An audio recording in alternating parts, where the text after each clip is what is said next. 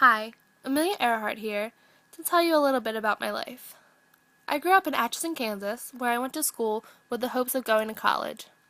One day, I spotted 4 wounded World War I soldiers on the street, and I realized that nursing was my calling.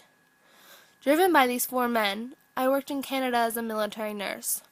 Once the war was over, I returned to the United States to become a social worker at the Dennison House in Boston, Massachusetts.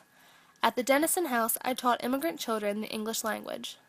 On December 28, 1920, pilot Frank Hawks gave me a plane ride that forever changed my life. By the time I had gotten 200 or 300 feet off the ground, I knew I had to fly. And so I did. Once again driven, I worked several different jobs and eventually saved up $1,000 for flying lessons. In 1921, I took my first solo flight.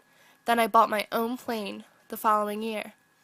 I continued teaching at the Dennison House to fuel my wondrous hobby, but every second of every day, I wished I was flying.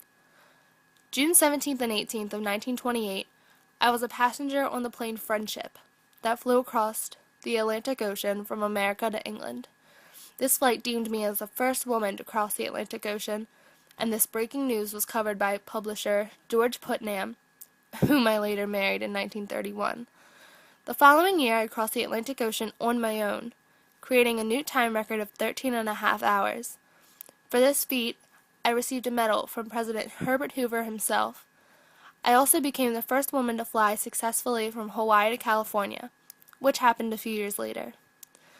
Then, in June 1937, navigator Fred Noonan and I set out to fly around the world. We left Florida and passed South America, Africa, Thailand, Singapore, Java, and Australia. But we left New Guinea for Howland Islands, never to be found again. The only thing we left was a frantic message to the United States Coast Guard at 8:45 p.m. on July 2nd, 1937. 2 years later, my dearest husband wrote a book about me titled Soaring Wings. I believe that I lived my life to the fullest because I always chased my dreams and I never let anyone stand in my way.